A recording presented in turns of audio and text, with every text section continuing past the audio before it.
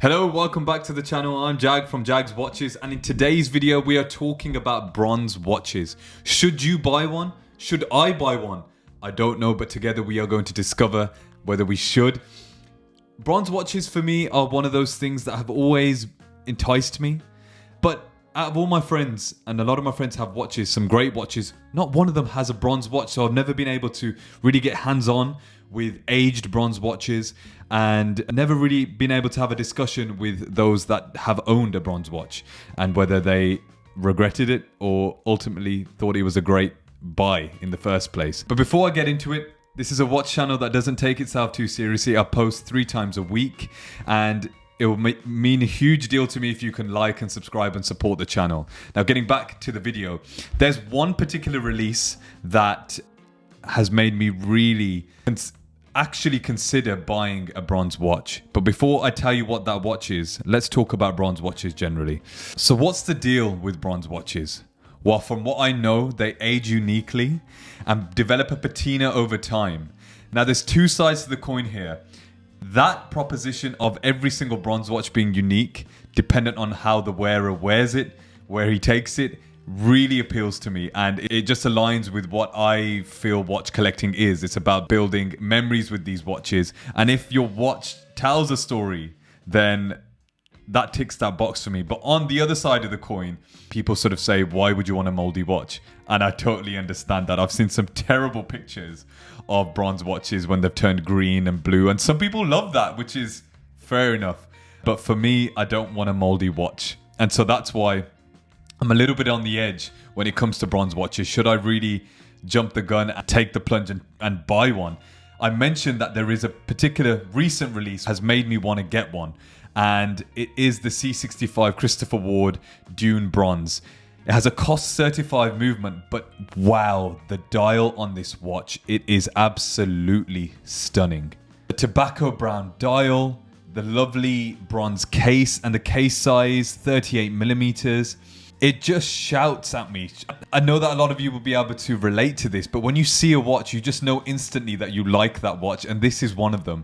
Now, at the time of recording this video, I checked the website of Christopher Ward today, and you can pre-order these for around June, July delivery time. So it's very difficult to know whether I will like this watch, and very difficult to get hands-on with this watch. So Christopher Ward, if you're watching, send me one. That probably won't happen. But no, honestly, this watch is beautiful. The dial, the detail, the finishing. And can I just mention that this is around £1,000. You're getting a cost certified movement. Amazing finishing from what I can tell.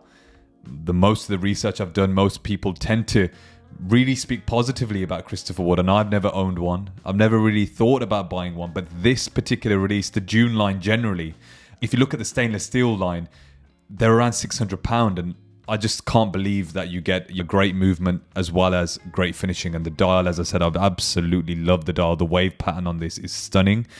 But before I can get hands-on with it, I can't order it. I just feel like I've never been that person that takes the risk and just orders a watch that they don't know whether they like or not. So today, I went to my nearby goldsmiths and tried on a couple of different bronze watches, and I want to share those with you.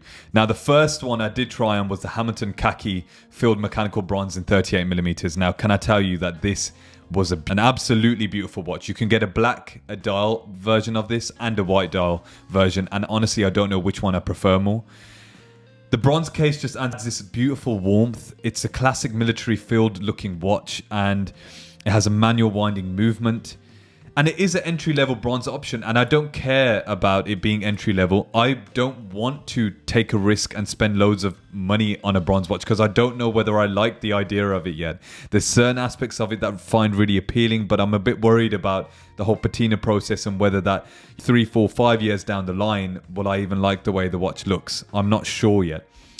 That's why I'm not contemplating an expensive, I don't know, a Tudor bronze, and they're a little bit too chunky for me anyway. I did try one of those on, but this Hamilton Khaki is beautiful. It's got a lot of history. The brand has a lot of history, and again, great value for money, just like the Christopher Ward. So let me know what you think about this watch in the comments. I personally really like it. I then tried on 2 different Orises. One called Brashear Calibre 401 limited edition. I tried this on because the blue dial was beautiful. However, I don't want to get another diver watch. I've got a couple of divers now, and I feel like I need to diversify my collection a little bit, so I probably won't end up picking this one up. But it was a beautiful looking watch. But again, because it is a diver, I don't think I want that. It has a 5-day power reserve, by the way, this watch does. And it is on sale. That's why I did try it on. It looks great, but I just don't want another diver. Then I tried on the Oris Big Crown 80th anniversary. Loads of different dial combinations with this one. But the 40mm was just a little bit too big for me. It obviously has the pointer date, which is iconic for the brand. But in pictures, this watch looks amazing. But in person, it didn't tick the boxes for me. I don't know whether it was the dial combination with this one or just the size. I'm not sure if it does come in a smaller size case. It probably does, but the 40mm, I just felt like it was a little bit too big. So if I'm going to choose between those watches, it would be between the Christopher Ward. I need to get hands-on with one. And then the Hamilton Khaki, just because both of them are such great value for money. And I think I don't want to really be spending way over £1,000 on my first bronze watch, because I don't know if I even like bronze watches yet. So let me know in the comments, out of those two, which would you pick? If you have any of them, let me know as well. If I've missed the mark completely, let me know in the comments. This is why I've made the video. I want you guys to help me. So if you have a bronze watch that I haven't mentioned, let me know in the comments. I want to discover new bronze watches around the £1,000 mark. Even if it's a little bit above, a little bit below, I don't care. I just want it to be the right watch. Now, this is where I talk about my concerns about buying a bronze watch. How fast does the patina develop? It just seems that it depends on the watch. It depends on the composition of the bronze. It depends on what you're going to do with the watch. And some people say it happens within days. Others say it takes months. Is there any way to control it? I'm guessing there is. Some people actually do crazy things with eggs and put it in a Ziploc bag and let it patina straight away. I wouldn't want to do that. I just want to wear it naturally and let it patina naturally over time.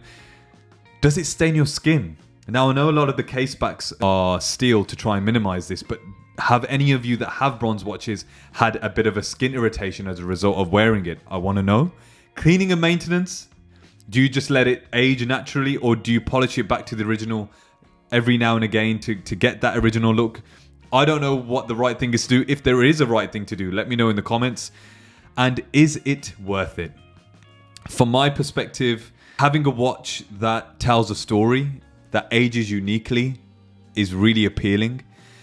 And it would add a variety to my collection. I've been saying I've wanted a white dialed watch for a while, and this could be the way to tick 2 boxes by getting a bronze and getting a white bronze Hamilton Khaki, for example.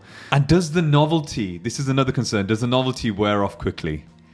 I want to know, please. This is a video that I'm asking you guys more for help than me giving you some sort of value, which is kind of upside down, but this is what this channel is for. I'm learning about watches at the same time as making these videos. So let me know in the comments, what has your experience been with bronze watches? Would you recommend me getting one? Which ones would you recommend me getting? And Christopher Ward, if you're watching, please send me a watch.